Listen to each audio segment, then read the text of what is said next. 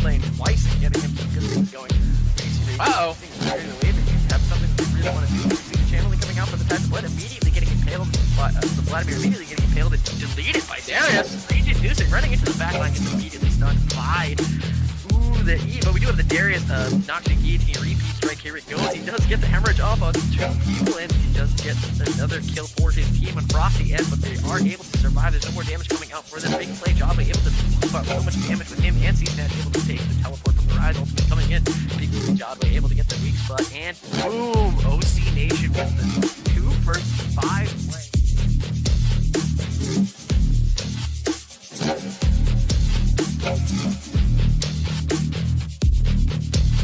Hello everyone, welcome to another edition of Playoff Pipes for DUO Esports, where we interview the top 4 teams who made it into the Season 3 of the BSG Competitive Series Playoffs. Today I am here with the number 2 seed for the other division, OC Nation! My name is Sievert. I am joined here with Big Play Jadway, captain, owner, founder, player, coach himself.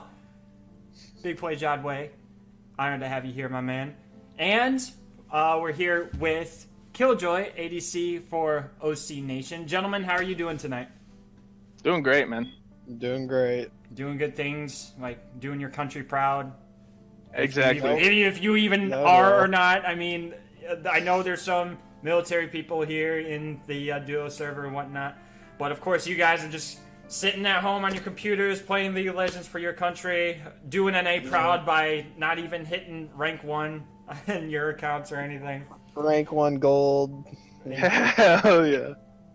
Yeah. Boosted gold. We're all boosted, let's just be totally honest here. Feels 700 bad, man. games, hard stuck gold. I mean, it's your teams hold you back. It's not like you yourself. That's true. You always have to blame the mid Yasuo. He always has to go in, he has to charge in. You know the whole memes. That's what I'm saying, dude. I'm not even It's gonna my go team. into that. It's just The Aurelion Soul duo. Okay, partner. well, we could just stop right there. No, the Yasuo, I think, was where we could end it. Alright, yeah. Alright, gentlemen. So basically, what I brought you here today to conduct this interview. So there's been a lot of talk through DUO Esports in the whole. They don't think that the tower dive is enough. They know that the tower dive's main purpose is just to focus on the DUO Esports League as a whole. And there's not anything out there that really reaches out to any of the teams and actually gets the community to actually know the team itself, like the players on it, the struggle that they have to go through throughout the entire season, and really just the dedication that they put in towards their team to actually get to where they are. So gentlemen, I have brought both of you here today to really tell myself and the viewers right now who are watching, who is OC Nation? Who is this team that came out of absolutely nowhere, decided just to join DUO Esports, and goes ahead and earns the 2nd seed for their first time in a whole BSG league? So really, tell me, why in the hell should I root for OC Nation in the finals, and why should I believe that you guys can win it all? But before we go to that, I just want to know some history about OC Nation. I want to know how this team got formed up, how you guys did in the playoffs, how you guys started to find your roster. But all that is going to be led towards my man, Big Play Jadway, owner, player, coach of OC Nation. My man, please tell me, how in the world did you come up with a name like OC Nation, and how did you form it up? So, from what I can tell, OC Nation kind of sounds like something that someone would say like, hey, we from the west side, or we from the east side. Oh no, we are OC Nation. And I'm like, OC? Like, it would make a lot more sense if it's OG Nation, like you're the original Gangsta Nation. But no, OC Nation, like, can you tell me what the hell you were thinking when you came up with OC Nation? This is totally going to be a lot less impressive than you think, by the way. 100% less impressive. Alright. But, it's just, OC is the name of our college. Olivet College. So it's just our initials. And, yeah, football team goes by OC Nation for some reason, and We had a couple football players on our team who Yep. originally started. Really? Killjoy So all you are football players on the team? was. Well, I'm the only active remaining one on the team right now. Go figure. Yeah. Hey, Killjoy decided to. some football players are just like, hey man, I gotta get out there. I gotta party, my dude. Like, league is just way too much for me, man. Yeah. Roughly. Killjoy hitting it too hard. What do you mean? So, so my question now is, you already answered. It's the name of your college. It's actually pretty sweet that you actually named the team after your college. I don't think I've ever heard of an actual team that actually names it after like what they're doing in real life. So, I mean, you don't see someone being like, "Oh, I attended ESG University, where the ESG Genesis like represent." Like, no, you guys are actually representing your guys' college, and that's pretty sweet to know. I never knew that about OC Nation. I thought it was just like a random name that came up out of the blue. And like, I'll admit though, you guys do have a killer logo right there. I mean, that's really spicy to me. Like that catches my eye like immediately. Yeah, it's probably because it's bright red. Oh yeah, it burns my eyes and just reminds me that the soul that I once had is Two not out us. soul. Yeah, okay, yeah, I get it. So, now another question for you, Big Play. Why did you then join DUO Esports? Like, was it because it was the only BSG league that you could find, or like there was several others out there, but you just decided to join this league? Like, what made you come to DUO Esports?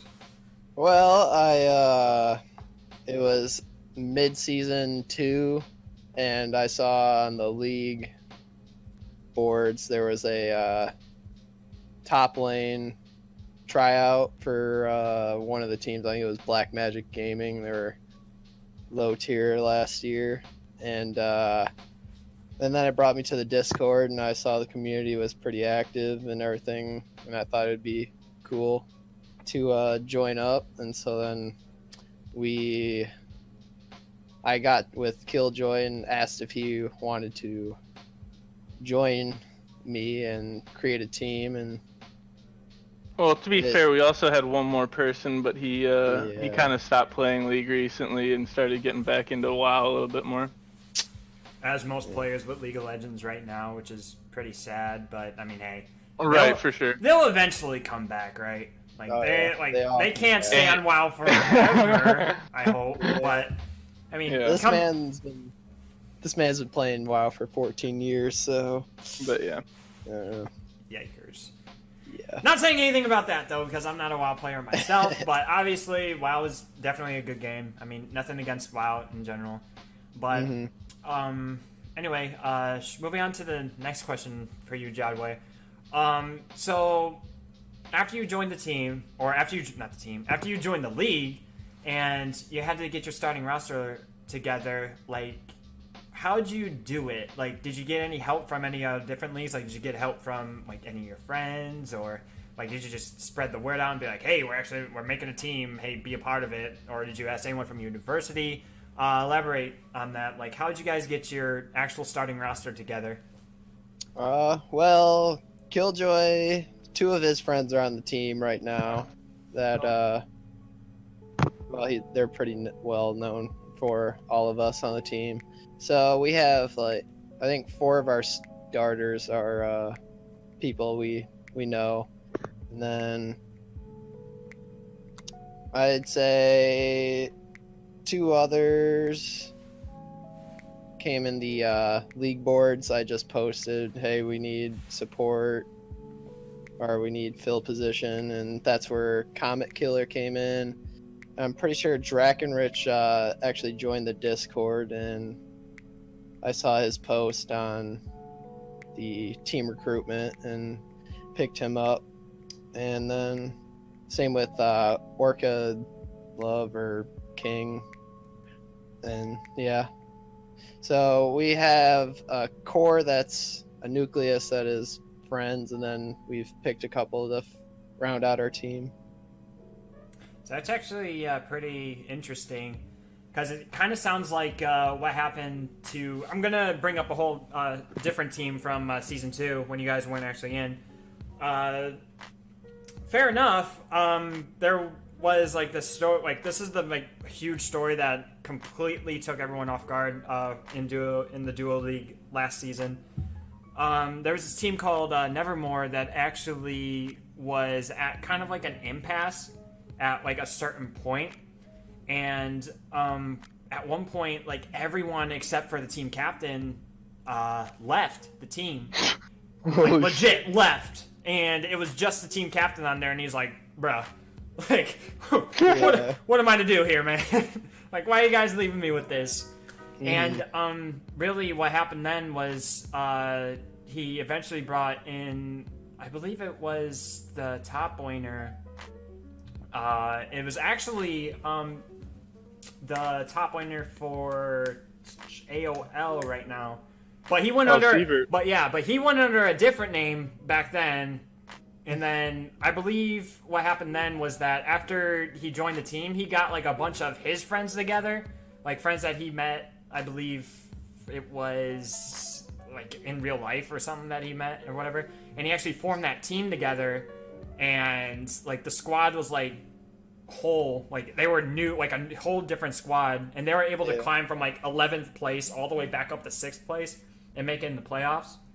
And then events happened and stuff. Yeah, events happened and shit. And then all of a sudden, Nevermore then couldn't make it in the playoffs anymore because of like smurfing situations, I guess, from the team. But the reason why I bring that up is because it kind of sounds like it's the same situation for OC Nation, except you guys aren't smurfing. But really, you guys are a group of friends that you actually know together, and you guys form this group to play in a BCS team, and you guys are already the second seed within your division, and you guys are kicking ass and taking names for your first season in Duo. And for crying out loud, this is only the first season you're in. Who knows if you're going to be back in season 4, and you guys are probably going to be like the #1 team. Like, it's crazy. Like as a spectator myself though. Okay, drawing show came aboard. OC Nation. Oh, look at this. OC Nation is going to be in the Elder Division. What do we expect from OC Nation? Oh, I don't know. They're just a bunch of new players. Like, I don't know. Also, we had one exhibition match against, I can't remember what, some no-name team or something, and we just got smashed pretty much though. So like, I think their top laner played like Shen or something, and just like kept on ganking bot over and over and over and over and over and over and over again. But yeah, pretty much. So we just got smashed, and so like after that, I was kind of a little bit hesitant on what's going to be happening in the league. Oh yeah. But after we started practice, but more we kind of got into a groove a little bit. Oh, that sounds like a rough time. Yeah, no, it's not the best. I'm sorry. Actually. So, no, you're not. So anyway, if we could get back on point, as I was saying, but you guys definitely resemble the old how Nevermore actually got together. It was just a bunch of friends that just got together and was like, hey, let's just play in a BCS competitive series. And they actually did well, but except this time, you guys are over-improving and exceeding everyone's expectations from this season. And it's just crazy from my perspective, because of course, like I said, OC Nation was just a new team. No one really expects much out of a new team, especially if they're new to a BCS or BSG series. So for you guys to actually come out the way that you did was very impressive. I believe everyone should give you guys respect that you guys deserve, and no one should definitely overlook OC Nation, because you guys are pretty much capable of doing anything, really, and very unpredictable. So with that being said, I do want to know, though, exempt from your one preseason match, if you bring up that preseason match, I swear to God. I don't know what you're talking about. I don't remember it. Oh yeah, that's right. Like, I don't know what I'm talking about. I'm just a crazy dude just speaking about matches that I don't even know about. But That's anyway, what I'm saying, dude. But anyway, big play. how was the preseason like? Like after you guys got the team formed and everything, and you know that okay, we have our slot in with DUO Esports. We're gonna get this team trained up. Gonna go ahead and do different comps. Like, how was that like? It was probably preseason was probably a little rough. Besides the preseason match, the one match that we aren't talking about. The one preseason match we aren't talking about. But other than that, it's hard to find time to practice right away because a couple of us were finishing up the semester, so it's kind of hard to balance. It's a little bit difficult as well because if we tried to play like 5v5 flex and everything, I think we had issues with people like not being ranked in flex and then others being like gold or something, so you couldn't play with that player in flex. And then if we just played normals, then we just end up like going like just in like 32 to like 12 or something, ending the game at 20 minutes, like 3 games in a row. And you're like, okay, great practice, I guess, you know. So really, it was just if you guys had the opportunity to practice, it was more just like, hey guys, we're practicing. Like we're just gonna play and see what the hell happens. And if we do good, we're like, just nice trying job. to work on more of comms and making sure we know where people are and working on macro and stuff like that. Yeah, it was more of that stuff than actually figuring out comps and stuff. We didn't really. We still kind of struggled. I mean, still at this point, you can kind of tell that we're more of trying to get people on champions that they're more comfortable on than trying to get comps together. Right, exactly, and then Okay. So this is a question that I actually haven't been able to ask anyone else because I haven't actually been able to speak to an actual owner of a team. Jadwe, so really, what's it like? So like if the average viewer out here is just like, well, I'm going to sign up for DUO Esports for next season. What's it like being an owner of the team? Like, just give us a brief rundown on what the hell they have to deal with. It's a lot more than what I thought it was going to originally be, because you're trying to manage who you can have there. You have to work around schedules and stuff, trying to get remakes or rescheduling with other teams, because it's not really off of your schedule. You need to have 4 other guys that you need to count on to have a full roster for a game.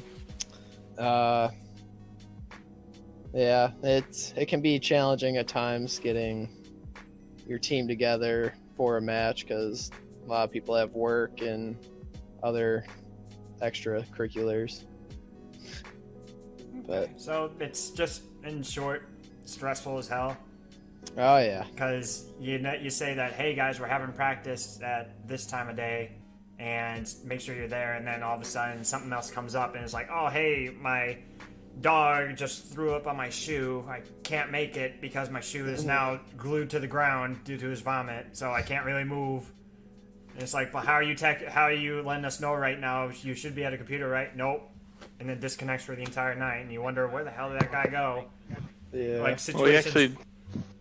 We actually did have an issue with that. At some point during the season, one of our players, C-Snatch, had a personal issue with one of his grandparents, and he couldn't make it. But it was like such an urgent issue that he couldn't really message anybody about it, or didn't have time to message anybody about it. So we ended up losing.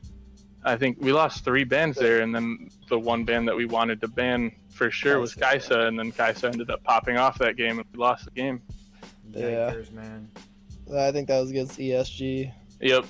They outplayed us for sure, but that Kaisa was definitely the ban we wanted. And yeah. Yikers. Right. That's really unfortunate in that case. But, yeah.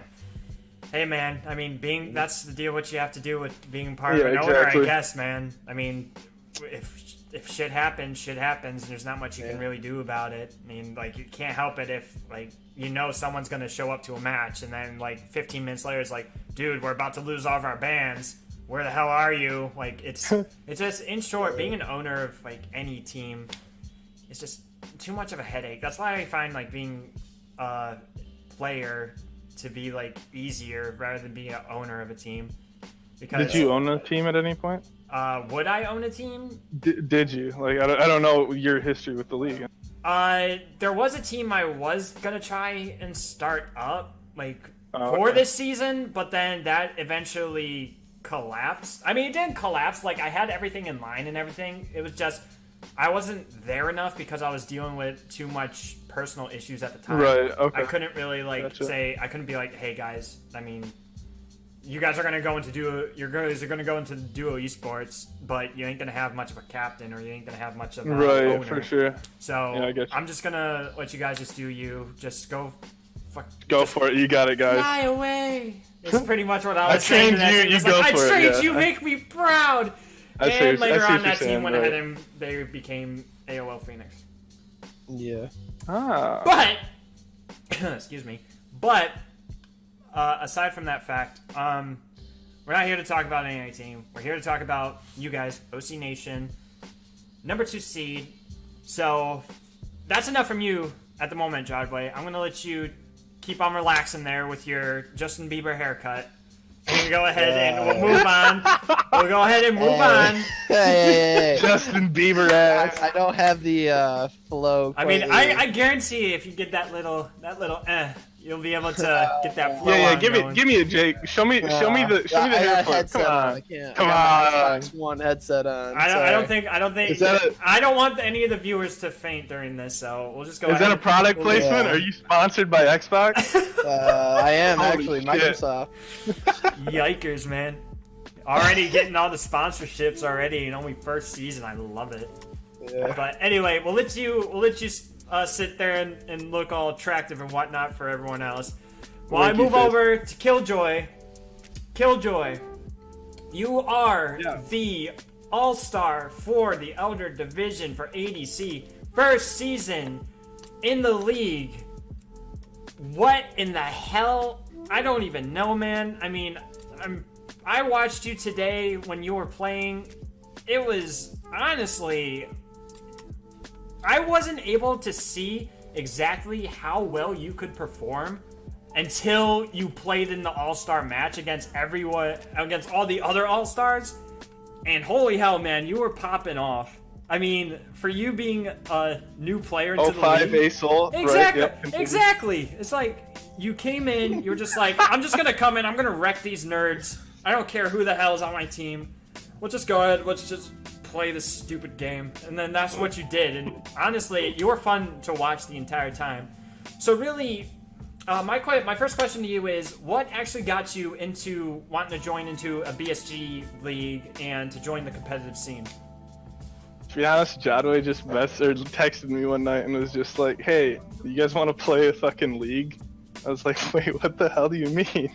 And he's like, "It's like an LCS type thing, but it's for like bronze, silver, gold." And I'd watched LCS like a ton. Like I had a ton of fun watching stuff. And so he offered for that, and I was like, "Oh yeah, dude, I'd be totally down for that." And we started to get a team together, and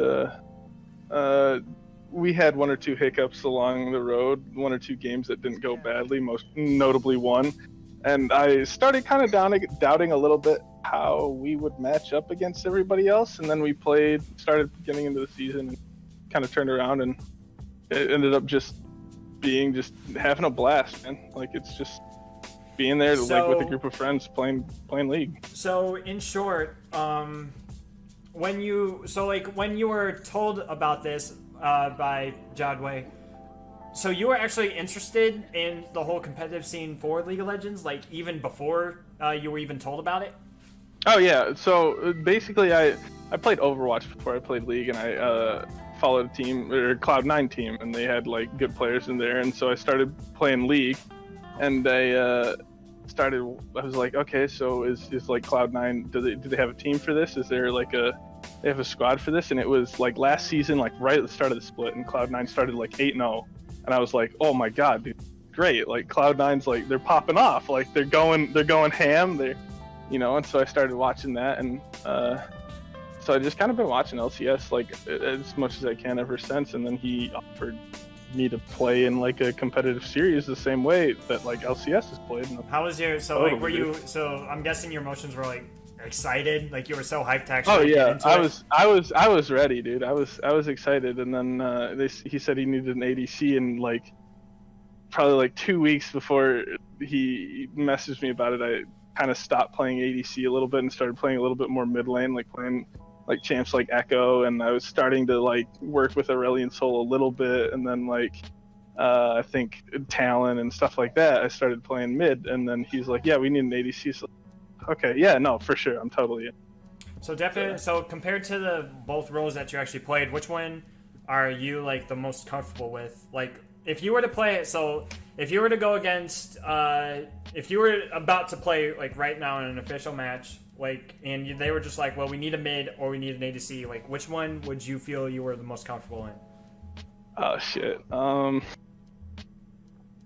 More comfortable. I'd probably say ADC, just because if I play mid, I have probably 2 or 3 champs that I feel like good about, like pretty much into any matchup where I know like what to do when, and like, you know, where I need to ward with what jungler and stuff like that. But if I'm playing ADC, I like the champs for ADC are pretty similar, and I played ADC like all of last season, so I know most to all ADCs, at least a pretty decent amount. So I know the matchups pretty well for ADC. Mm-hmm. So I'd probably say, like, if I got messaged and they were like, we need either an ADC or a mid, please help, I would have probably been like, yeah, I'll play whatever ADC you need. But with that said, they also changed it recently so that you can play some form of mages in the bot lane, mm-hmm. which also made it so I could be like, okay, you guys just pick whatever you want, and I can be like last pick, and I'll pick whatever we need. And most of the time it ended up me needing to play like a Rise or a Victor or something, where we would still have some AP damage, but we had like our main AD threat was be in the middle. Okay.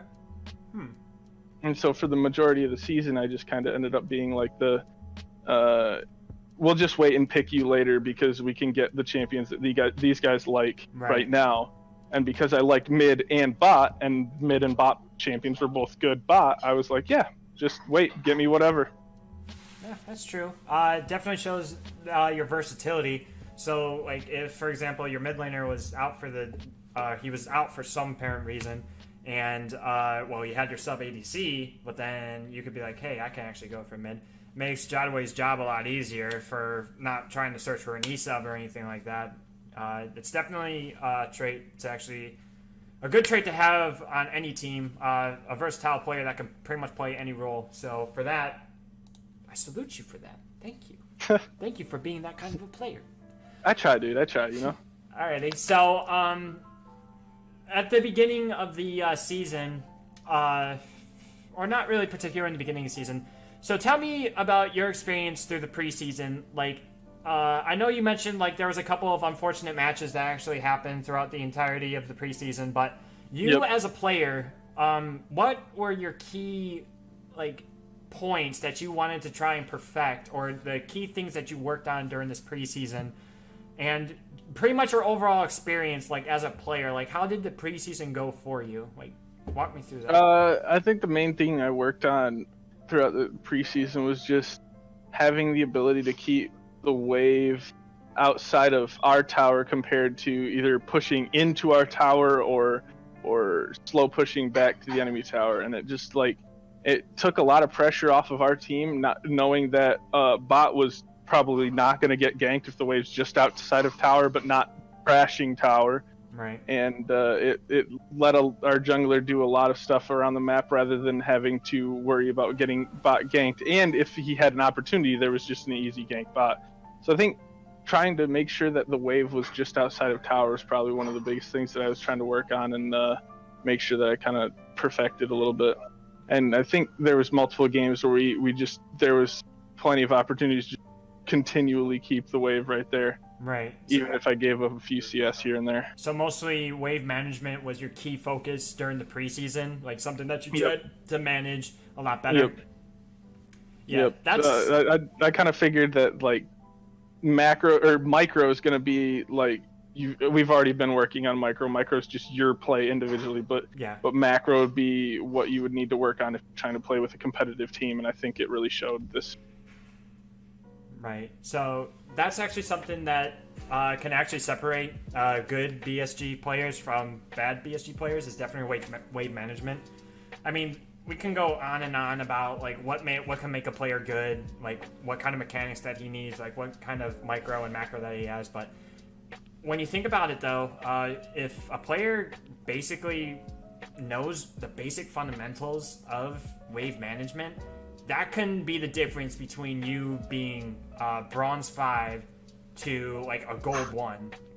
Like, because if you're able to manipulate your minion wave into your own tower, or hell, into any wave, even when late game comes around, if you're able to control those side waves, it just leaves so much opportunity for your team to just do multiple things, and even for you to make a play.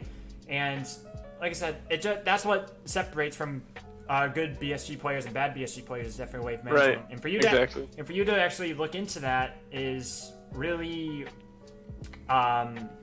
it's really impressive, because not a lot of players are just like, oh, I'm gonna focus more on vision, or I'm gonna focus more on trading in lane. No, like the key point, you have to wave management. Wave management is like the #1 thing you gotta learn, like in League of Legends, if you want to climb or if you want to succeed in a competitive environment. And for you to actually know that, that's actually pretty impressive, because I was actually not expecting you to say that. So kudos to you, my dude. Anyway, I try. Anyway, so you already answered this question about how you got called in the OC Nation. Big Play Judway was just like, yo, dude, play for me. What's up, my man? You're like, play for me, my man. And then just like, Brother. but I don't know if I can do it. And then Jadway's like, no, you can do it. You can do this. And then you're I'm like, gonna make you an offer you can't refuse. But you're just like, I don't know if I can do it. But then Jadway's like, I know you can, my son. Yeah, he held you in the palm of his hands. He's like, my son, you will succeed. All 6'5" of them. Yeah. All 6 and 5 of them. All 6'5". Yep. Oh my god. He was just in the fetal position. Yeah, we right there with all your strength, being like, my son. Yep. Go out there and impress me. And look what happened, Jadway. Your boy is an all-star. First season, he's an all-star. I mean, I don't think... We were just trying to make a team, and it turns out we actually formed an Italian mafia. Really? Mm-hmm. You got that? Yeah, based on those accents that you're using, yeah, we actually were an Italian mafia when we were formed. Yep. And we were making people's offers that they can't refuse, and stuff like that. You saying that you're trying to say I'm Italian or something? You saying that I look Italian? Do I look Italian? Well, it's actually because I am Italian. I mean, shoot. Thanks for actually noticing. But... Yeah, that's what I wanted to get at right here. That was my point. I just wrote down. He looks Italian. I just want to make sure everybody knows. Okay. So, for OC Nation to be a relatively new team, there's not really much else I can really ask about the team during the preseason and how it formed. I mean, you guys really hit the hammer, hit the nail on the head, whatever. I don't know how the fuck that expression goes. Sorry, that was terrible. You got it on the second try. No, you got it on the second try. Power of editing, dude. It was great. Who says I'm gonna edit this part, man? This is gold. But anyway, you hit the nail right out. You hit the head on the hammer. On the nail. Nail on the head. You hit the nail on the head. I knew it. There you go. That was what I was gonna say. Out here popping off in interviews, dude. That was what I was gonna say, but it just wasn't really coming to mind. Anyway, you guys hit the nail on the head. There you go. About your guys' short upcoming history and your guys' preseason and the beginning of your guys' season. So now this is going to be moving on to both of you guys. So my first question, and both of you are going to answer this, so I can have both of your guys' perspective onto this. Are you surprised about this season? And did you really think you would get this far, ending up 2nd seed in Elder Division and happen to face one of DUO Esports' historically memeiest teams of all time? Like, did you guys think you would actually get this far? Hell, even be number 2 at any point. Like, did you guys even see it coming? We'll start with you, Jadway. I was definitely not expecting to be right here, right now, because preseason was a little shaky, but I think our first game against KISS, even though KISS is that they're a lower tier team, that win we had was definitely a big confidence booster for us, and that gave us a little belief that we could actually win some games. And then we just kept getting on a roll, and then we lost one in like our third or fourth game, and then we went on a big win streak. And yeah, I think our first couple of games where we won big gave us the confidence we needed to actually believe in ourselves, to we actually belong in the top tier teams. It's just saying that you guys are pretty much here. You guys are here to play. Even though we're a new team, don't underestimate us. Yeah. Okay. All right. What about you, Killjoy? Can you repeat the question exactly? I can't remember. The question was... Yep. Are you surprised about this season? Did you think you would get this far? Killjoy, okay, right. The floor is yours. I'd say, yeah, I'm definitely surprised because our first taste as a team against anybody from this league didn't go well. You know, like we started out the season, or the preseason was when the game happened, and I was like, okay, this is actually gonna be a lot harder than I thought. You know, like I kind of figured hopefully we'd come in and we'd hit the ground running. You know, like we'd have our players that know like a good enough amount of macro and good enough amount of micro where they can just like win lane, win game type of thing, and we just like smash team, right. And it would be a ton of fun. We get into the game and it just like we just got destroyed, and it's like, okay, this is gonna be a different level, you know, like we actually have to like, you know, worry about our comps and we just like once we started playing and like make sure that we had the champions that everybody really knew what they were doing and knew how to play every lane out, I think we started hitting the ground, getting into that stride that I was hoping we'd get into right away. And I think once when we played KISS, I think I was talking to my support player, and Pike had just released. Like nobody knew how Pike worked. Right. And like half an hour to an hour before the game started, I was like, dude, I want to bust out some like double stealth like Twitch Pike bot lane, like figure out what Pike does, like learn how to play him and stuff. And so he spent like an hour like just working on Pike and learning how to play Pike and stuff. And as soon as we got into that game, dude, we got that Pike first pick, and it was just like we started figuring out how to play the league, man. And it was great. It was fun, blast. So. From a spectator point of view, I know I said it like probably countless times already so far. You guys definitely impressed me this season with, I would say your guys's. I think you guys actually have a unique style to like how you guys play League of Legends. Because some teams actually they do go in. There's like, okay, we have a comp in mind. We know what we need to ban against these guys. We know what we need to do and stuff like that. But like. For everyone at OC Nation, it's like we're gonna play whatever the hell we're good at, and we're gonna smash you. I mean, it's worked. It's pretty much worked about, I believe, 15 times already. It's worked 15 times so far. So I mean, obviously we're doing something right. So I guess there's not much about this competitive scene that there is to it. So really. What I also want to include into this is something I actually talked about with Conqueror Gaming when I went and interviewed them. So there's like a specific standard when it came to this entirety of the season. It's always been OC Nation, AOL fighting for the top spot in Elder Dragon, and it was always, oh well, AOL has this kind of tier of play, while everyone else has this kind of tier of play. And really, like, when I was hearing this, it wasn't really like, well, by the sound of it, it sounds like everyone, or at least the casters and the experts within DUO Esports was like, well, AOL play at this level, and if you play at this level, then you're obviously going to succeed. But I want to know from you two, like, I want to know your guys' opinions on it. Like, what were you guys thinking when you heard that? And also, what exactly is your definition of playing at an OC Nation level compared to, like, say, an AOL level? Like, what was the whole deal about that? I want to know how you guys felt about that. We'll start with you, Killjoy. I think basically the calling card, I guess, is what I would call it right now, for OC Nation is just making sure that the enemy team is as uncomfortable as they possibly can. So it's basically just making sure if we're playing against a Vi one trick, pretty much, they're not on Vi.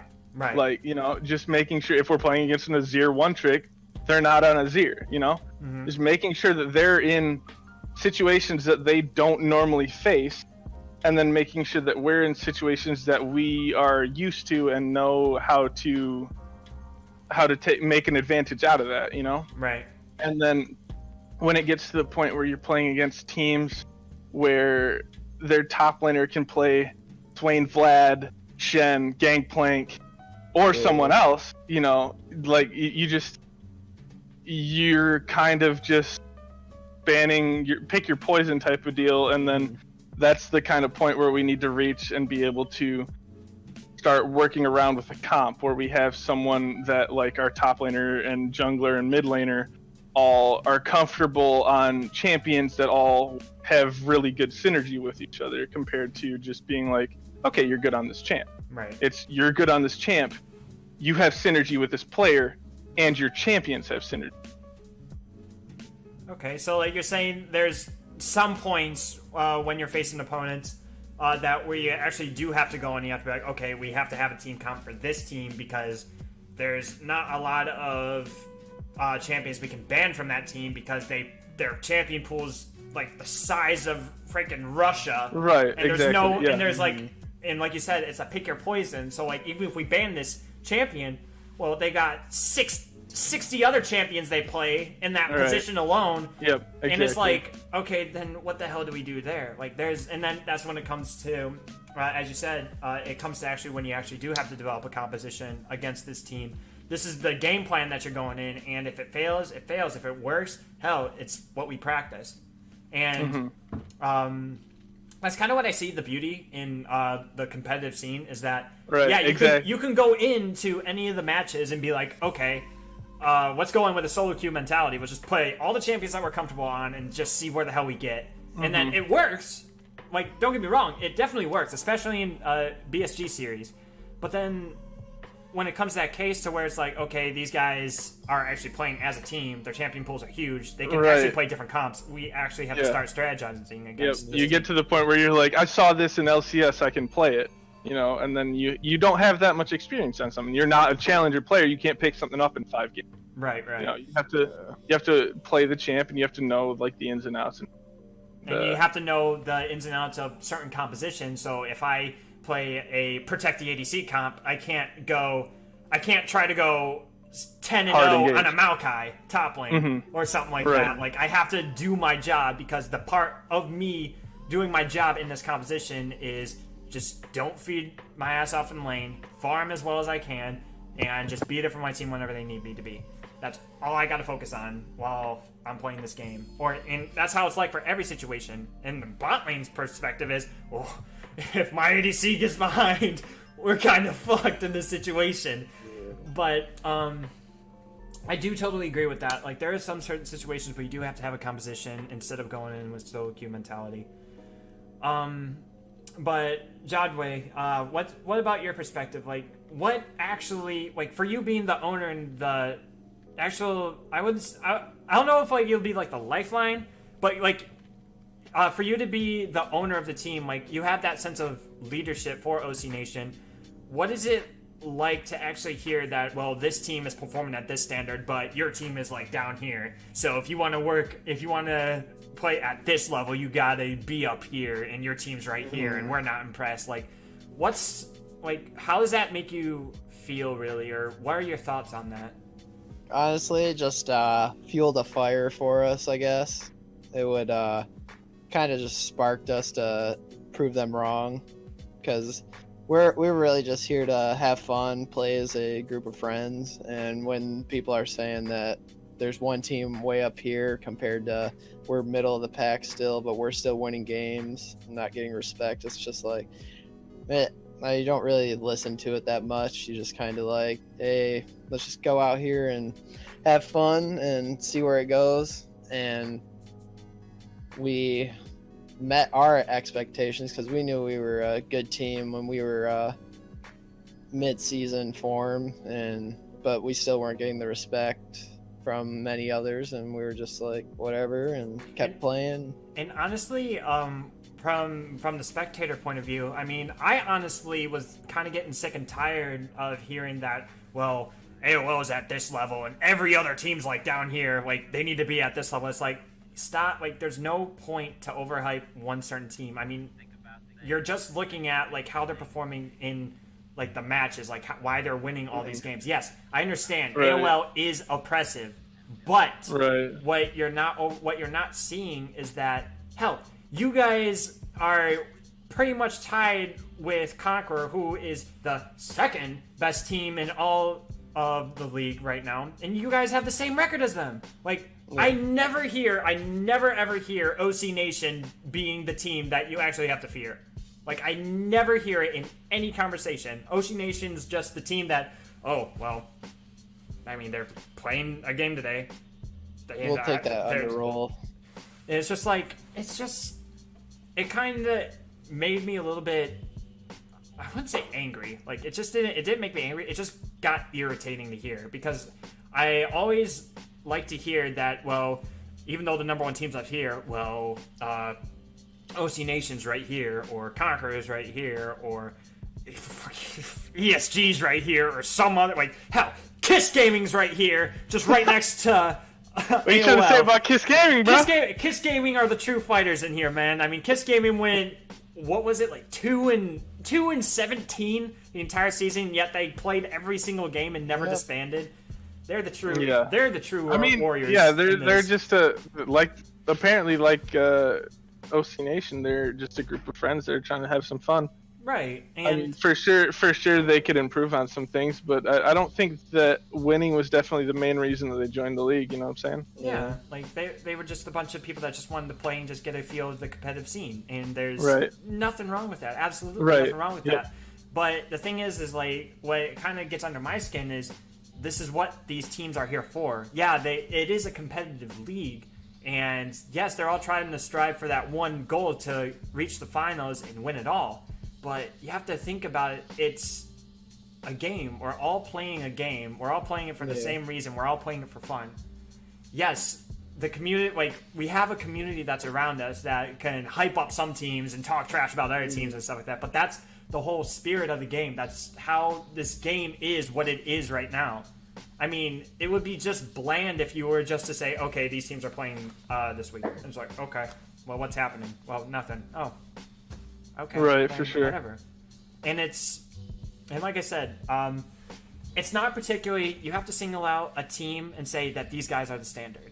Like, that's not what this whole league is about. It's about, okay, AOL has their own style. Conqueror has their own style. OC Nation has their own style. Naughty Nips have their own style, etc., etc. Like, all these teams have a certain style that everyone plays in, and it just gets overlooked. And honestly, it just irritates me beyond belief. And definitely, I can say for a fact that OC Nation itself definitely has their own style when it comes to playing the game.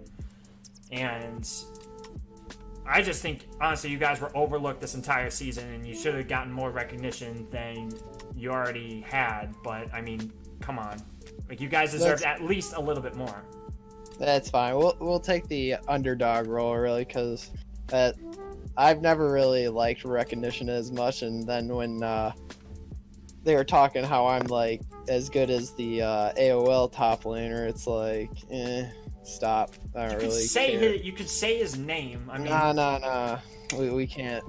I'm pretty sure his name haunts your dreams every night. Oh, when it comes to the VSG League, but it haunts my dreams too, dude.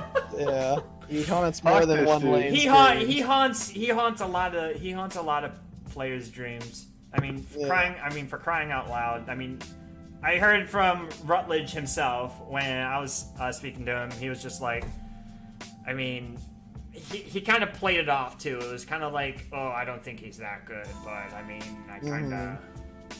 He goes even with me in lane, and that's the best I can give him. Because, you know, like, Rutledge is the best top laner in all the league. We can all say that. All agree. All agree. All in agreement. Because if you say one bad thing about anyone from Conqueror, it's pretty much you're gonna get flamed beyond belief. Your team's perma-banned. Exactly. That's fine. So, getting off the topic about talking about all the other teams and whatnot, let's focus again back on OC Nation.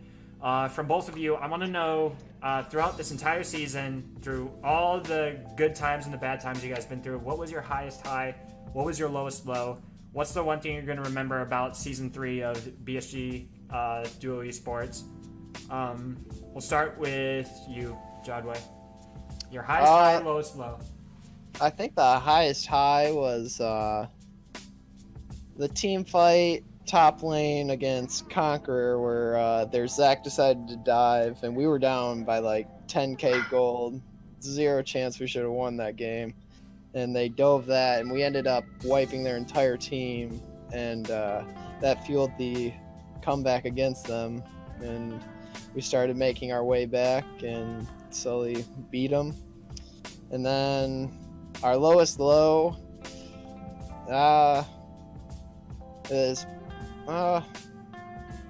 I guess it would yikes.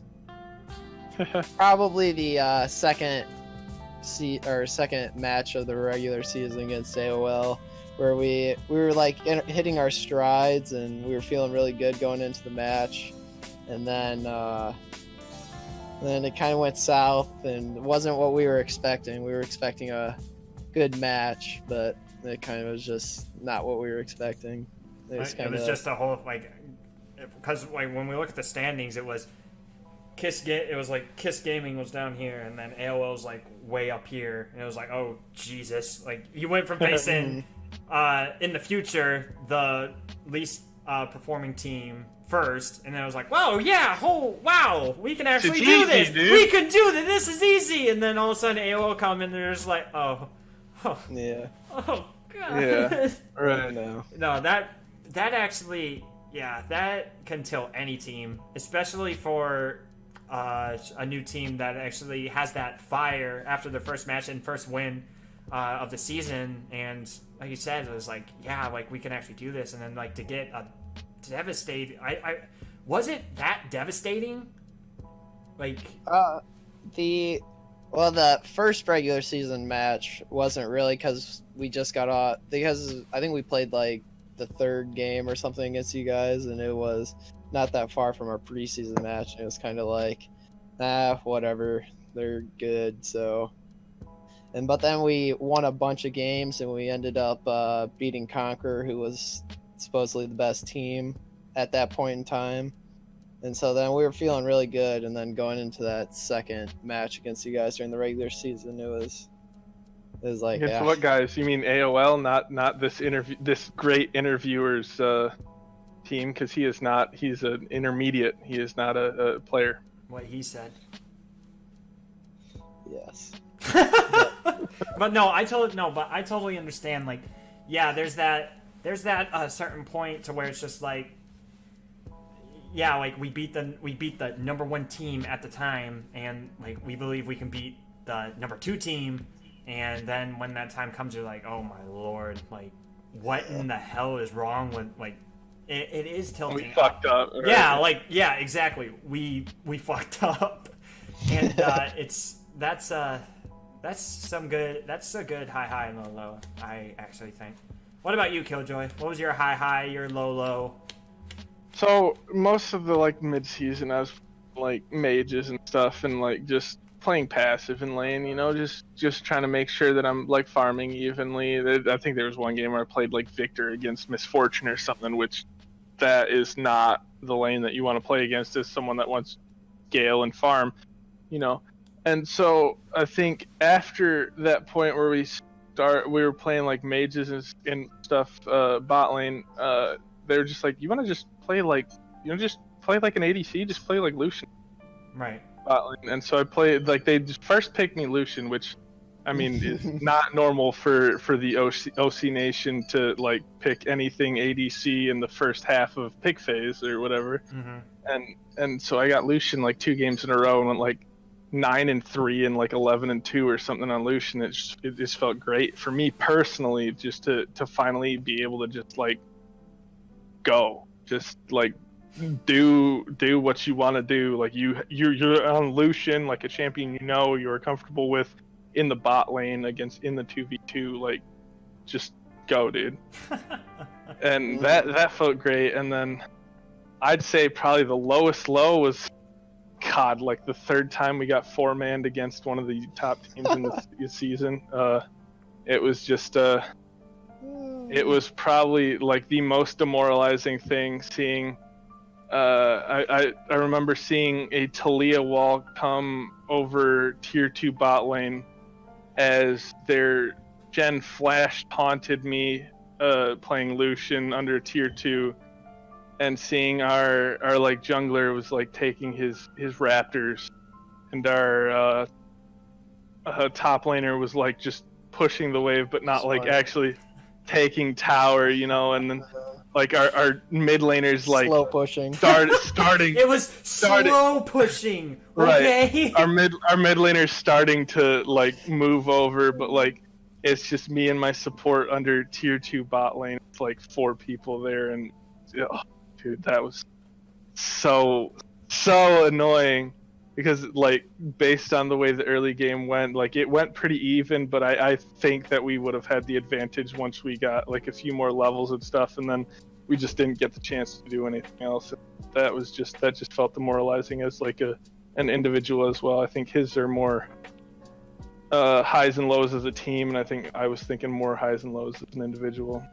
Well, that's basically what the point. I mean, the point of the question was like, Jodway can definitely comment on like OC Nation as the team, and for you, I mean, this is why you're here, because it's to get an actual player's perspective on it, rather than just a player, owner, coach. I mean, he's focusing on 3 different things at once. Yeah, for sure. And you're just there being the player, and this is what it's like. I mean, this is what it's like when you're playing on a team in the duo and for a BSG competitive series team, and this is like the whole point of like why we're having this, because it's like this is the perspective on the team, this is your team, this is why we should appreciate that we have a team like OC Nation in this league and the players on it. This is why we gotta know more about our players, rather than just be like, oh, there's like a small community that usually comments on the Discord server, or usually shows up to watch the broadcast and stuff like that. Like, there's just that small group that attends there, but really no one actually knows the players from that team. And mainly, this is just the reason why I brought you two here, and it's because I want you guys to earn more fans, because I know damn well that Killjoy, you have a huge amount of support from the community and players for them to vote you as an all-star. And Jodway, you were not trash, dude. You were not. No. He was close behind his nightmare in the top lane for AOL. My nightmare too. So it's like you have the support. You have that support too, and that was when it came to all of OC Nation. OC Nation had that support there with them. It was just they were the team. OC Nation was the team that was behind the scenes. They weren't talked about all the time. They were just there, and no one was ever like, "Oh, OC Nation's doing splendid." But there was a silent majority that was like, "Yo, we support OC Nation, man. I mean, like, this is an actual team that's really good, and we should give them credit where credit's due." And that's why I believe for you guys as a team. So you both have some great high highs and low lows. But now, this is probably going to be a tough question to answer, as most teams already answered this, and it was kind of tough for them. But I'll have a following up question next after it, so you don't have to hurt anyone on your team's feelings. So throughout this entire season, through thick and thin, who would you guys vote as your team MVP that you would always go into the Valley of the Shadow of Death with? Killjoy, who's your MVP? Could I do two? You gotta choose one! Our resident Yasuo. A lot of teams have asked me the same thing. Don't worry, you'll have a follow-up question that will make everything better. You have to choose one. You have to choose one, my man. Our resident Yasuo players. We had fucking Cadenator and Rage Inducing both playing Yasuo the whole season, and it opened up a lot of stuff that we could get done bot lane. But if I had to think of one just in general, I'd say probably Rage Inducing probably had a pretty good impact on Yasuo and on other champions if he was forced off of that champion. And I think he probably played the best consistently throughout the season. All right, Rage Inducing. I actually agree with that. Rage Inducing wasn't an actual name that was talked about a lot. I mean, his name got brought up like once or twice in the beginning of the season, but then it kind of like fell off as the season dragged on. Was definitely a player who actually had pretty good mechanics. And well, he actually didn't play with us for 2 or 3 weeks because of the current mid laner that we had that we actually found out was like a Diamond 1 Smurf. Like we got like 3 games into the season and he got banned. And we're like, wait, what? What just happened? And and then like I looked at his main account. The dude's like Diamond 1. I'm like, what the fuck? Jesus. And the dude sounded like dude played exactly like Tarzan, where he was a great player, and you would just be like, okay, like this dude knows what he's talking about. Let's listen to him. But if anybody like tried to like contest his authority, he would just flame the shit out of him. Like even in team comms and shit. Like so it was just like, okay, we need to make a slight change here. And then he ended up getting banned, so we're like, okay, cool, that's actually great. Wow. But and then like he ended up having a disagreement with Rage Inducing, and then he came back after that issue was solved. Yeah. Okay. I like it. Jodway, your MVP. He's sitting right. I think he's sitting right there. He is. Big play, Jodway. There he is. No. Definitely Killjoy, because he's been a consistent force throughout the entire season. He's played in, I think, every game. No, I think I missed 1 or 2. I think, regardless, he's been there 90% of the time, unlike most of our other players. And he's done what we've asked, like being the scaling mage in the bot lane, not getting the ganks or jungle presence that he would like, but he took his role in some of those games. Complained about it afterwards, but then, like 4 games where I never got a gank, man. But then we let him loose with the old Lucian, and he showed what he was actually capable of. And I definitely think he was our MVP. All right, good to hear. Good to hear that you guys actually have different MVPs on the team. Definitely shows that you guys didn't look specifically at one player and was just like, oh, he's the man. Like, if we're going to be carried off of his back constantly, like, you guys have 2 different players that you guys chose, and really speaks a lot about that. So now we'll move into the following question. So now you can make sure that your teammates don't cry that you chose that you didn't choose them as MVP. So really, now you get to tell from top all the way from jungle, mid, ADC, and support the reason why you loved playing with these guys throughout this entire season. I mean, hell, even if they were your friends in real life and whatnot, I mean, like, the reason, like, what made you so happy to play with them in every match during the season, and the reason why you enjoyed, like, just pretty much just this journey that you guys have been on so far. And I mean, look where it's gotten you. It's gotten you the 2nd seed in the playoffs. I mean, you guys are the new team that just came out of nowhere and just really dominated your division. Like, just tell me from all the way down, what you like about each player. Now, here's a twist to it, though. You can't mention yourself. So you're going to go for your starting roster through this playoff session, but I have to comment on you for your position. So I'm going to tell you the reason why I like seeing you guys on the squad and what stands out the most when it comes to you two. So God, he's just gonna say he hates me. Oh God, I'm scared. So we're gonna start with Jadwe. Go ahead. Start with your jungler and go all the way down the list. Well, our starting junglers, Drac and Rich, and I think that was if he was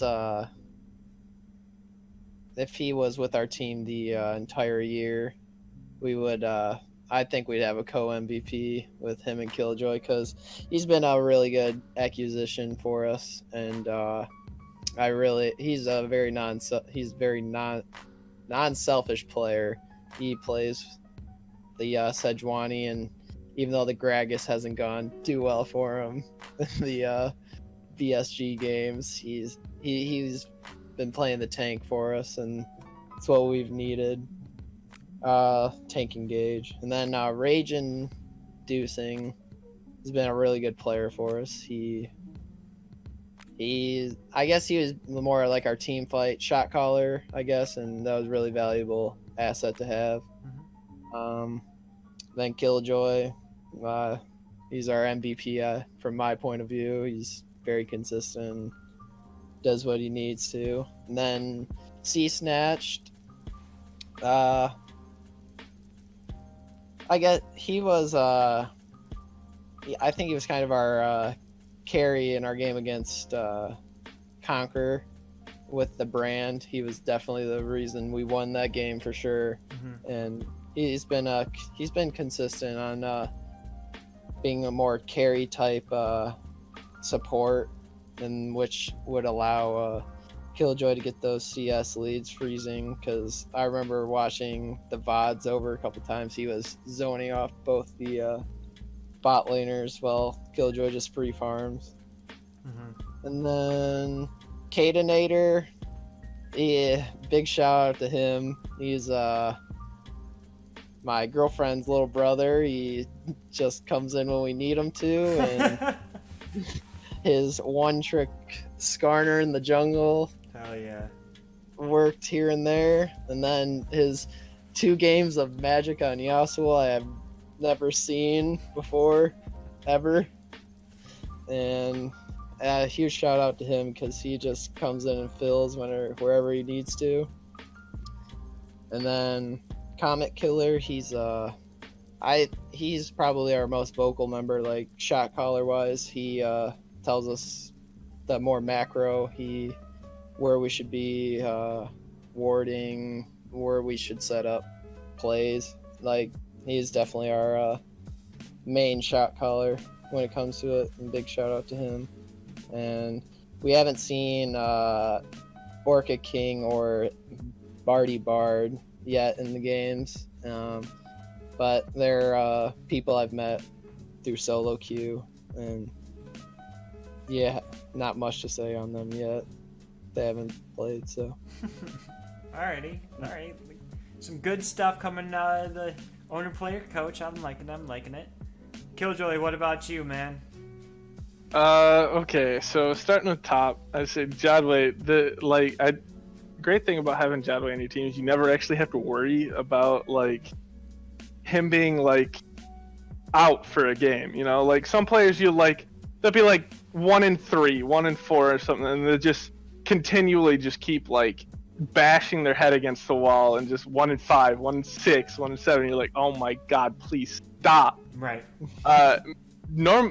Almost every game that I've played with him, man, he finds a way to get back in the game, where it be like through like a TP play bot, where it might be kind of a force, but like the way that he plays it, he manages to get like a net benefit for himself, you know? Right. And he gets back into the game. I think there was one game where he started where he was like 1-3, 1-4 on Fiora or something, and then we had a team fight around Baron. We picked up like 3 or 4 kills, and then the man was just a monster the rest of the game. That was actually against Naughty Nips, I believe. Yeah, if I remember watching that game, right. Which he turned his. I don't know what happened when I was watching that game. Like he was getting destroyed by I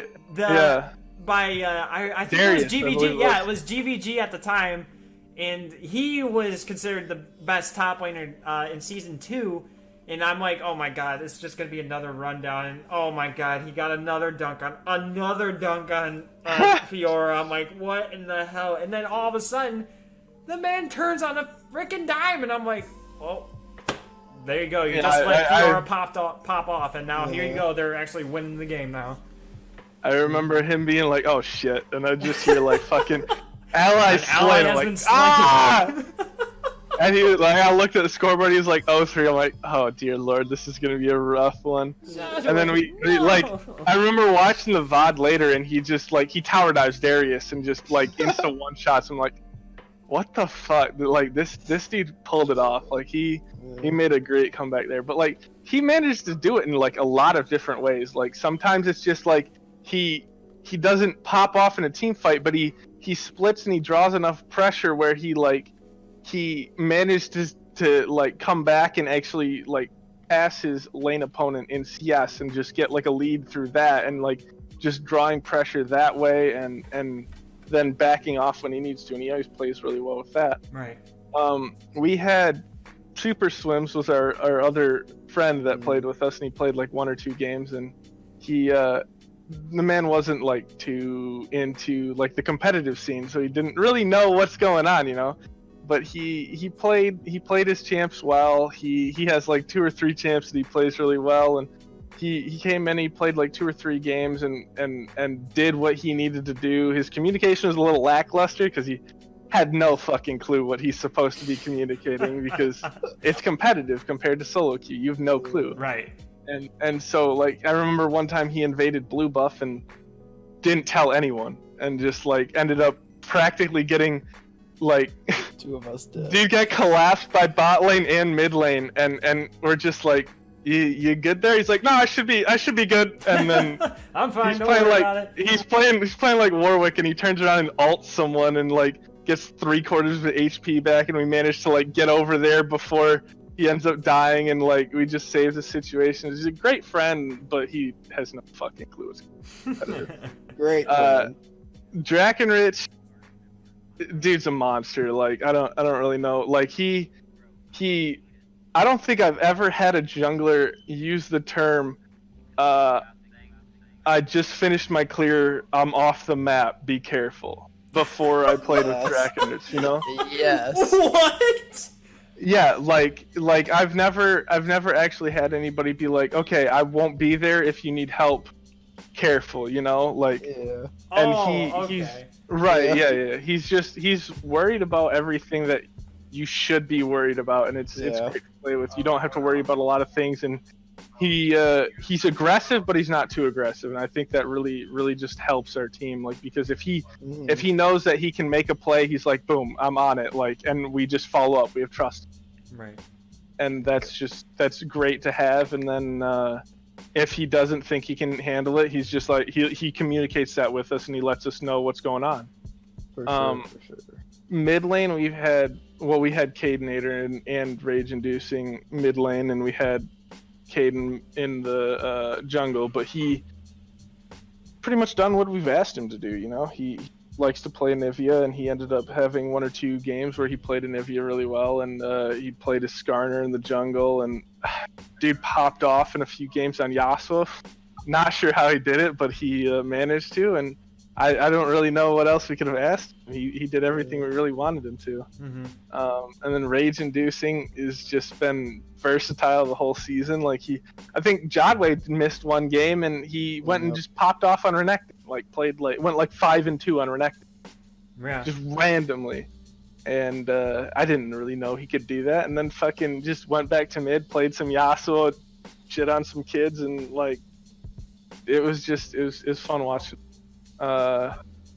supports, we had Comat Killer and C Snatch. Comat was a little more vocal than C Snatch, and tended to be more oriented around plays that he knew we could make, whereas C Snatch was more aggressive and more oriented around plays that he wanted to make, where he wanted to try to push his limits. And I was totally down for like, okay, we can totally fight this. Whereas Comat was like, okay, they're junglers top, we can engage here, you know. And both of them have been really good with trying to control vision around objectives that are coming up, and I think that really showed throughout our entire season.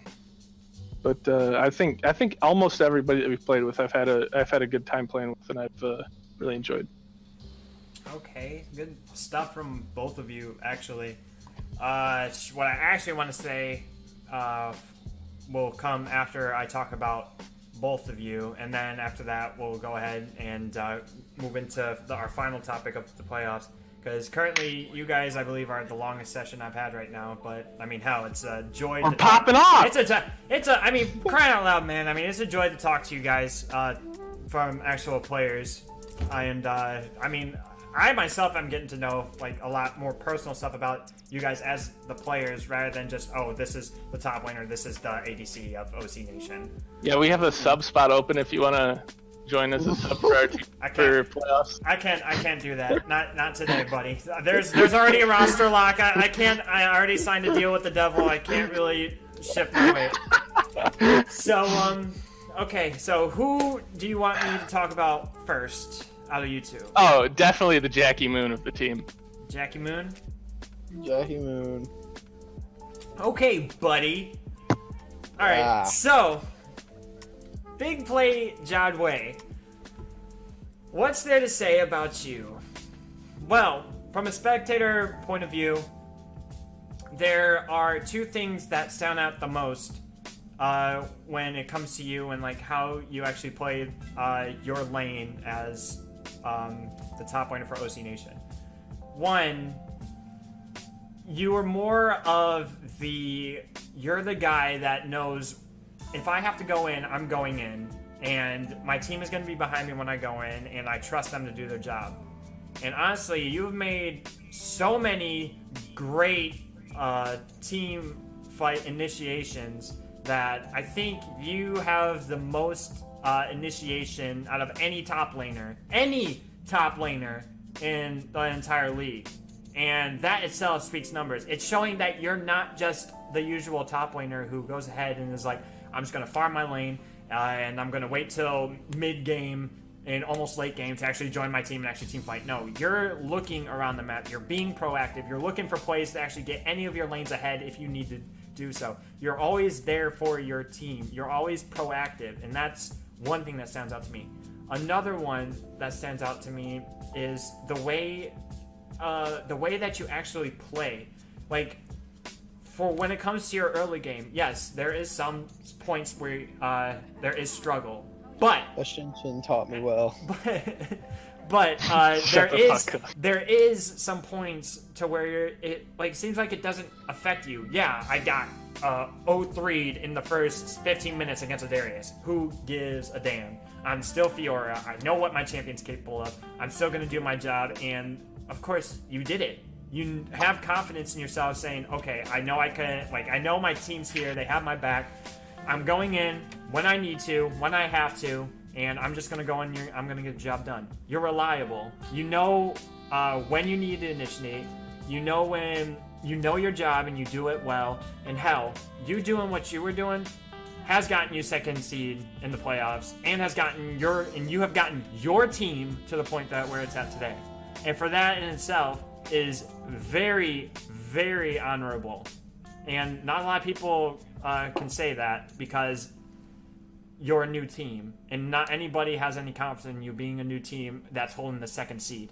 And they do say that Elder Division is the weakest of the division. But they totally underestimate the Elder Division because we have a team like AOL and OC Nation that are in that league. And they totally underestimate you guys. You guys are just as good, even better than the number 1 and number 2 seed of Baron Division. And that's from my opinion. Now, Killjoy. Moving on to you. Yo. Really, man. I mean, like, I don't think nobody was expecting this kind of performance out of you. Really, for you to get as many votes as you did, to be on the All-Star team, for you to have those mechanics that I seen today, like, there was a reason why the community chose you to represent the Elder Division All-Star team. Yes, because I went 05 as a ASOL. But there's a reason for it. You have that carry potential. You have that outplay potential. And a lot of people just don't see you in the limelight. And like I said before, OC Nation isn't in the limelight. And they get no recognition for it. But it just didn't affect you. You just went in, clocked out, you got your job done, and you looked great doing it. And a lot of people have taken notice of that. And for you to perform as well as you did, it's showing that you're consistent. When you make an all-star roster, that's not just saying, hey, I made this all-star roster because I'm popular, because the fans like me. No. When they vote for you, that's them saying, hey, this man is consistent. This man can go in every single game and do the same exact thing over and over and over again. That's the definition of consistency. Because if you're consistent in a game, especially for League of Legends, no matter how many games you played, especially for these playoff series, it's no more best of ones. You guys are done with the best of ones. You guys made it all the way through. You're now playing best of threes. For players to actually make the all-star roster and to be able to be as consistent as you have been this entire season, there's a reason why your opponent should be afraid of you guys. You guys got to where you were because you guys worked hard for it. And the most important part is you guys had fun doing it. And to finish off my whole spiel before we move into the playoff talk, what separates OC Nation right now from all the other teams within the league, when I asked the question about me asking what you guys liked in each of your players, you named every single player who was on team. Every single player. No team so far has actually named every single player on their roster. They just named their starters and probably like one sub. You guys named every single player who was on your team this season. Not only does that show that Jodway yourself have actually acknowledged the type of talent that your team had, but it also shows that you care for your players because, yeah, you guys are a tight-knit squad in real life, but when it came to League of Legends, it was the same thing. You guys were still tightly knit together. You guys were like, hey man, we're gonna go into this game, we're gonna go into that game, we're gonna do the best we can, and we're gonna have fun doing it. And that was the most important part. And that's what I believe separates OC Nation from every team in DUO Esports right now. And you guys definitely have a strong showing, and I bet you guys can go all the way. It's just you guys, I believe you guys can go all the way. And that's coming from a spectator, and that's coming from me as a spectator. I believe you guys are good enough to beat that #1 team that's haunting your guys' dreams constantly. And that's coming from me. So, with that being said, I think all we really need there is 1 or 2 throws from like a top laner. Hopefully hopefully he's having an off day, or hopefully a hurricane comes and hits his state. Maybe. I mean, that's what happened to AOL last time. And then they're just like, oh, hey, we just lost every game. That's cool. First 0-2, don't worry about that. Really, yeah, I thought they were human until I heard what actually happened, and then I was like, oh shit, it was subs. Shit. Emergency sub. Yeah. But anyway, enough about your guys' nightmares. Your new nightmare that's actually coming up right now is the #3 seed, the meme team, the hometown heroes, the hometown favorites, the mans, the myths, the legends themselves, ESG Genesis. They've been here since season 1. They have been the hometown favorites forever. There's the meme where if it's written in the script, there's a chance for it to happen, which means ESG is written in DUO Esports' script. But you guys now have a chance to rewrite that script and say, we don't care if these guys are the hometown heroes. We're here to play. We're here to show up. We're here to stomp the yard with these fools. So what I want to know for you guys from a team perspective, is there any sort of complications you think ESG might have for you guys? Is there any big-time players on ESG that you're really worried about, that you know will do well, and like probably you're just going to look to overcome that challenge? Like, what are your guys' thoughts and opinions on it? We'll start with you, Jod. Well, I think Fridge is definitely one of the better team fighting top laners in the league. He knows when to initiate with his Malphite, which is annoying. Hate that champ. But Same. But yeah, the game we played against them where we lost.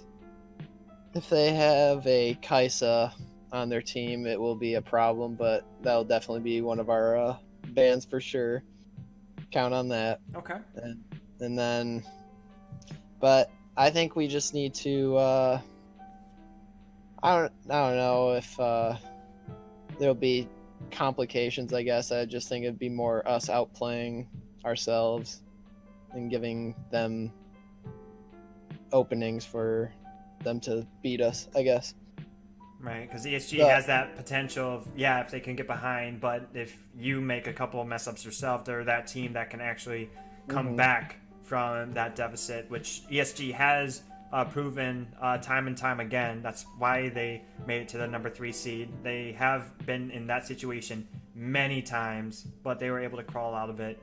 Now it's just going to be on OC Nation to make sure that they have their shit together in this match and make sure that they can actually perform well. I totally agree with you. What about you, Killjoy?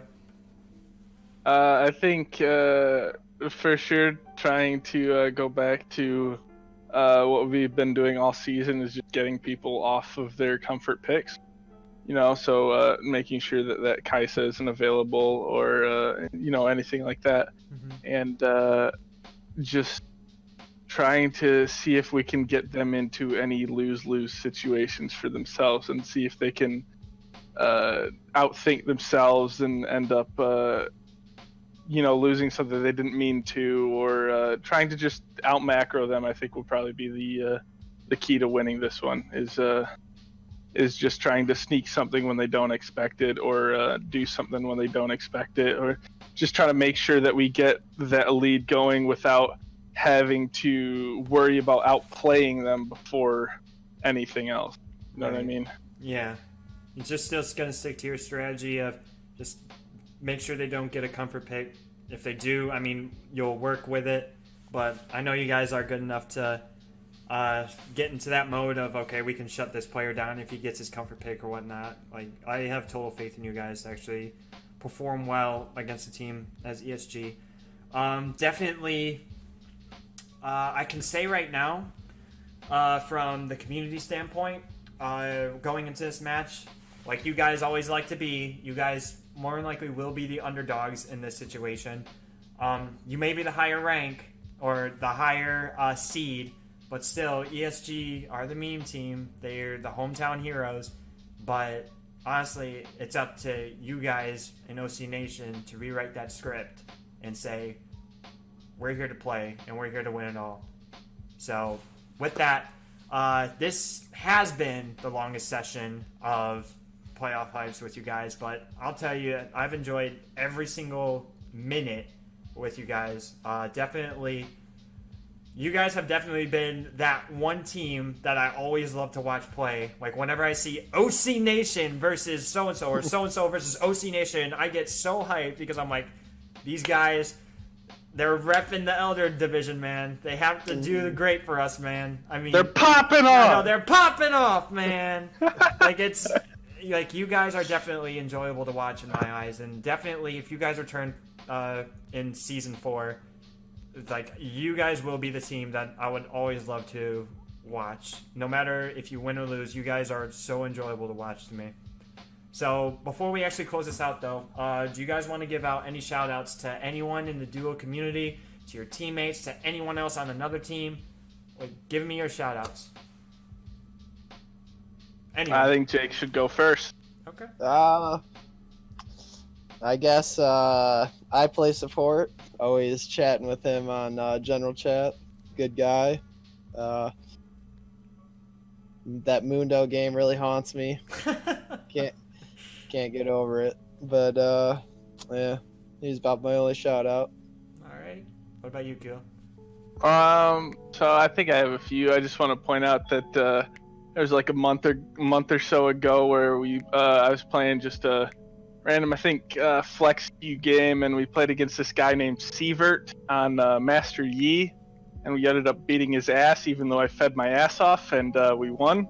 So I just wanted to let everybody know that.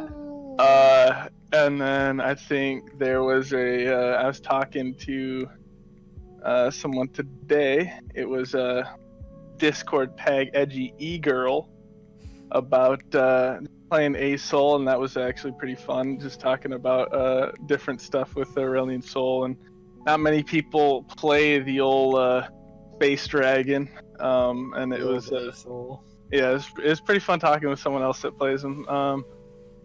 And I think the last person I'd like to call out would be Drakenrich, because I've seen him play mid lane and ADC, and he is absolutely garbage at both, and I'd like to have him stick to jungling. But that would be it. Classic OC Nation, man. You guys are so fun, man. I'll tell you what, like, you guys definitely are different from all the other teams out here in the DUO Esports, and definitely I hope the community actually sees that you guys are a great group of guys to be with, and hopefully whatever comes in the future for OC Nation, whether or not you guys make it all the way or if you lose in the first round, hey, you guys are definitely a team in my book that I will definitely have a lot of respect for, like, no matter where you guys finish. But really, man, I appreciated every single minute that I have spent talking to you guys in this interview. Really means a lot, you guys. Thanks for taking the time out of your guys' schedule as well. I know it's super late right now, and I know, like, your guys are probably tired, or probably not. I mean, you guys are probably night owls, for crying out loud. Fuck yeah. Trying to do assume my gender, bitch. So I want to thank you guys for actually taking the time and actually do this with me. And yeah, no problem. Really appreciate Honestly, it was a blast, man. Yeah, it was a ton of fun. Hell yeah, man. So anyway, this has been another edition of Playoff Hypes. So if you guys want your boys OC Nation to go ahead, make it through all the way through the finals, win it all as their first year in DUO Esports, go ahead and cheer them on in this upcoming match when they have to face ESG Genesis. But with that, my name is Sievert. I've been here with Killjoy, ADC for OC Nation, Big Play Droid Way, owner, player, coach of OC Nation. And with that, signing off. Leashed at this point, they're continuing to do it. They do see King Caveman getting knocked out. There's not much to be done. There's a good call. The forward god coming out. We're really going to engage King Caveman and Rutledge getting knocked up. Lots and lots of damage. Last breath does come out. We do see C-Snatch trying to do as much damage on this brand. We do see OC Nation doing as much as they can. Looks like Conqueror right now is doing so much AoE damage on the backside, but I don't think that they can survive. C-Snatch able to kite out this fight. Gimpy doing a lot. Rage Inducing is back in the fight now. It does get to re-engage. We do see so many people of Conqueror falling. Rutledge will end it. And he is going to die. This might not be good for Conqueror at this point. Though Phoenix trying to do what he can, does die mid-glacial path. That is a 1 for 5, almost a clean ace for the side of OC Nation, opting to do the Baron off of this